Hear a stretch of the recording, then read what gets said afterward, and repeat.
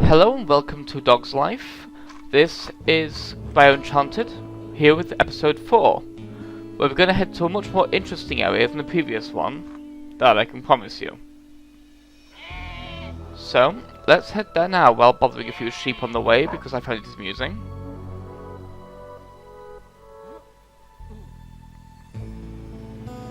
So here's the new area coming up now past this truck. The chicken farm. This area is much more interesting to navigate because, well, it's much more densely packed than the big field, so there's a lot more to see. And the dog's going to be a complete pushover.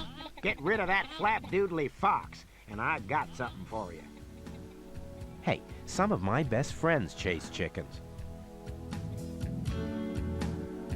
So next, let's move on to this part. Let's explore this area now and see what we have to offer. First thing we're going to do is chase after that, as he put it, flapdoodly fox, which is one of the more annoying things to do in this game because the fox is really fast, faster than you, so you need to both find him because he's very small as well, easy to miss, and then you have to cut a lot of corners while chasing him to actually catch up to him. It's overall just a complete nightmare.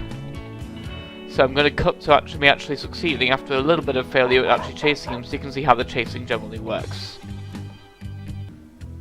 And yeah, get stuck on fences at times, that can be terrible too. So let's cut to the actual success. This took me about 3 minutes, by the way. And there he goes, running off to his little foxhole. Good riddance. We will never see him again. Zippity-doo-dah. I've been after that bushy-tailed bandit since my foxhound just up and disappeared. Take this bone, my friend. You earned it. Oh, that certainly is interesting. You hear about the dog Looks like Daisy's not nappings the only around dog here, napping. fella? Why, there was even an article in the local paper, but I tore it up to use as bedding for my chickens. Can you find it? Oh, That's interesting. Dog napping is multiple then. It looks like those dog catchers have been busy in Clarksville. Yeah, that was because I accidentally talked to him a second time and had to cut this repeated cutscene out, which is... I was all the way over here, he was all the way over there, but the hitbox got weird, so... But I think that's the only time an NPC is that close to a bone to cause that to happen, though. That was something I forgot to cut out, but there you go. So let's move on from here now. That was me just checking exactly what sense I had left to do and everything like that. So first of all, because there's an extra thing beyond the sense to do, I'm going to go over here and do that, which is a hidden bone. Hidden behind these rocks.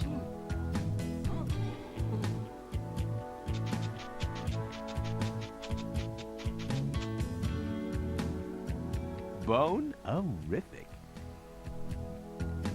We're just pulling even further ahead of this poor bulldog, aren't we? Essence of dead rat. So let's collect all the 50 purple cents. Whoa, This area don't is a step in bit of a that. nightmare to find all the purple cents in, because it is massive. At least it's massively dense. It's a small enough area, but everything is behind everything else. There's so many trees to search behind. It's really hard often to find what you're looking for, and yeah, unfortunately you can't go over the top of the car like that. So let's collect these cents over here, around the pickup truck. They've been tantalizing us for a while now. Oh, Wow, this guy lives in a broom closet. Cheese. You can only assume he's Bender from Futurama. So go back to your barrels. So next, let's see what's behind here. Literally nothing. This area only exists so that the fox has somewhere to return to, but at least it's nice to be able to go there, I guess, and see the foxhole for your own satisfaction, I guess. This is why I kept that in there, because otherwise you would not have even seen that area in gameplay. So these red cents will have to wait. We are on a mission for the purples for now. All these purple scents all over these logs and behind all this stuff, it's ridiculous. Yummy. Ooh, distinct. Those logs will be saving till last for these purple scents, because they are the worst thing to navigate, which you will see in a few minutes' time when it comes up. Woohoo! I smell underpants. I do like how enthusiastic he gets at "Wahoo, I smell underpants." That's the line we kind of like, even though it's a stupid thing to say. The way he says it is so enthusiastic, I can't help but find it amusing in a POR way, because, you know, everyone needs a moment where they can be 10 years old.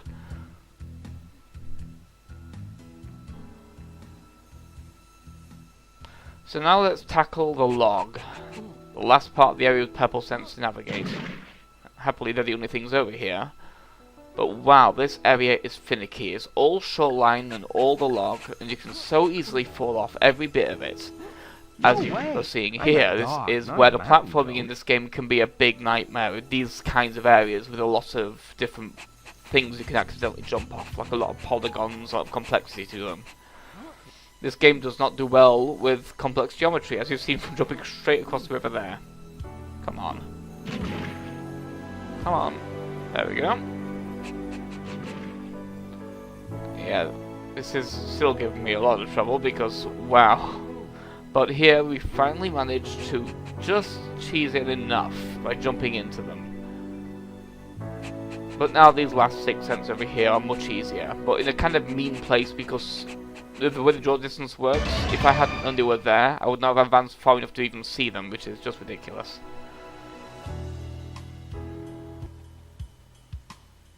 Now I'm going to cut to the bone.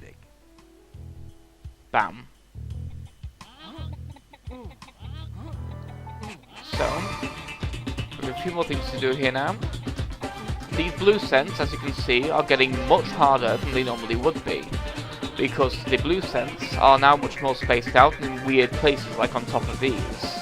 They're still following the same rule of the basic line, but this line is much more complex than the first one. So while it's weird that it's so sudden after the original thing, you can kind of understand why it is, because it's showing you that yes, this is going to get much more complicated, so prepare yourself.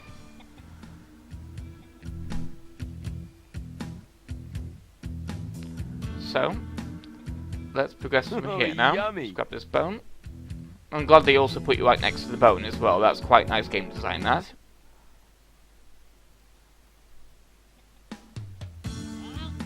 I've only got 2 more things to do and 2 more cents.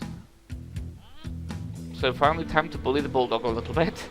So let's head over to the first set of minigame cents.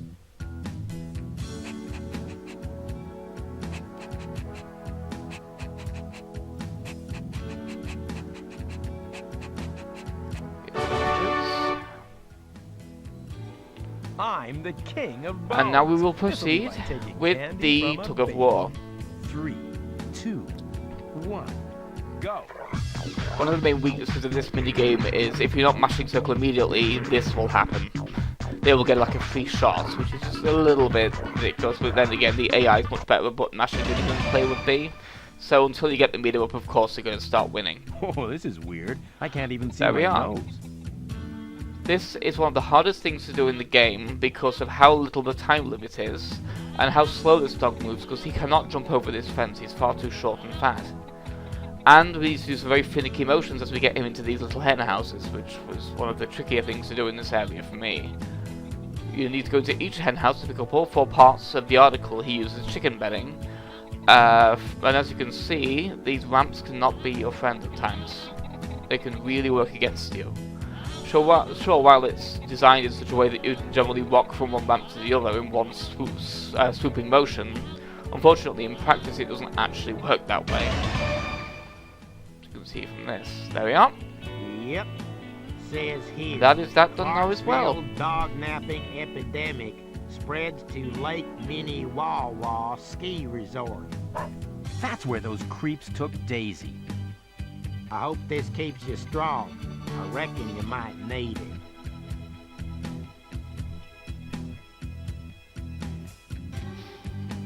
I like how some of these bones are being given because the NPCs recognize you're on some kind of quest and are therefore helping you out by refilling your health pretty much intentionally. It's just a nice little thing for the rest of the narrative. So now let's go for the final bone in this area, these red scents. And I'm going over here first because this one is far away from the others and is easy to miss if it gets out the draw distance. I could have spent a while looking for that one if I hadn't gone back for it. I've got more bones than this guy. Time So to let's have do a our little pursuit fun. challenge for this area. 3, 2, 1, go. Yes, by an incredible factor. Nearly 7. So let us move on now. Probably put that the wrong way. 7 times more bones, but you know what I meant. So here we go, let's chase him down.